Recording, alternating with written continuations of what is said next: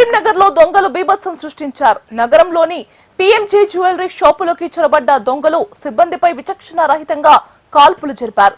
భారీ మొత్తంలో ఆభరణాలు దోచుకెళ్లారు. 4 సిబ్బందికి గాయాలయ్యాయి. షాపులోని విలువైన బంగారు ఆభరణాలు దుండగులు అపహరించుకుపోయారు. సమాచారం తెలుసుకున్న పోలీసులు హుటాహుటిన ఘటనా స్థలానికి చేరుకున్నారు.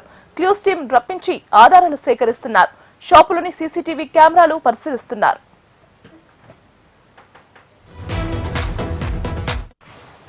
యాక్చువల్లీ ఏంటంటే ఈ పిఎం జ్యువెలర్స్లో దొంగతనం జరిగిందన్నారండి. నేను యాక్చువల్లీ చికెన్ తీసుకుపోదామని గల్లెకి వస్తున్నా. గల్లెకి వెళ్ళి రాగానే ఇక్కడ ఇన్సిడెంట్ అయిందని అన్నారు.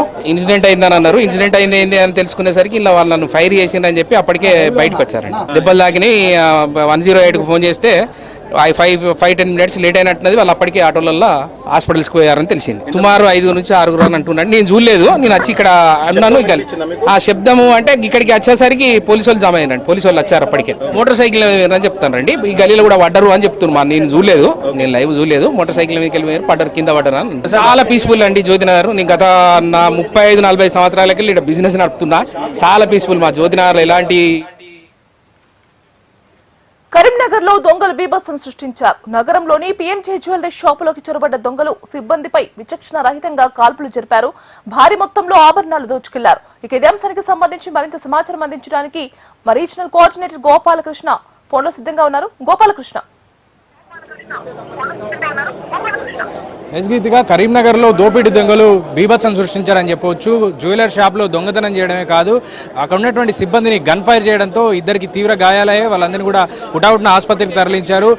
మొత్తం కూడా గన్లతో బెదిరించి లోపలికి వచ్చినటువంటి దొంగలు అక్కడ ఉన్నటువంటి నగల్ని దోచుకునేటువంటి ప్రయత్నం చేసినట్టుగా తెలుస్తోంది. నగలు ఉన్నాయా పోయాయా అనేటువంటి విషయం ఇంకా అటు బ్యాంక్ సిబ్బంది ఇటు పోలీసులు ప్రస్తుతానికైతే ఆడిటింగ్ నడుస్తోంది. దానికి సంబంధించినటువంటి వివరాలన్నీ కూడా పోలీసులు సేకరిస్తున్నారు. ప్రస్తుతం కరీంనగర్ సిపితో సహా కొంతమంది పోలీసు ఉన్నతాధికారులు ఈ ఘటనా స్థలికి చేరుకున్నారు. ఘటనా స్థలంలో ఉన్నటువంటి ప్రతిదీ కూడా క్షుణ్ణంగా పరిశీలిస్తూ ఉన్నారు. ముఖ్యంగా జ్యువెలర్ లోపల సిబ్బందిని కట్టిపడేశారు. మొదట కట్టిపడేసి ఆ తర్వాత గన్లతో బెదిరించారు. కానీ వారు కట్టిపడేసినటువంటి సందర్భంలో వాష్రూమ్ నుంచి ఒక సిబ్బంది ఆమె బయటికి వచ్చి ప్రతిఘటించారు ఒకసారిగా. దీంతో తట్టుకోలేనటువంటి దొంగలు వారిని గన్తో ఫైర్ చేశారు. వాళ్ళు తెచ్చుకున్నటువంటి 9mm పిస్తల్ తెచ్చుకున్నట్టుగా తెలుస్తోంది. ఎందుకంటే ఇక్కడ మనకు దొరికినటువంటి పోలీసులకు దొరికినటువంటి బుల్లెట్ షెల్స్ మనం చూడొచ్చు. ఆ బుల్లెట్ షెల్స్ మనం ఎక్స్క్లూజివ్గా చూపిస్తా ఉన్నాం.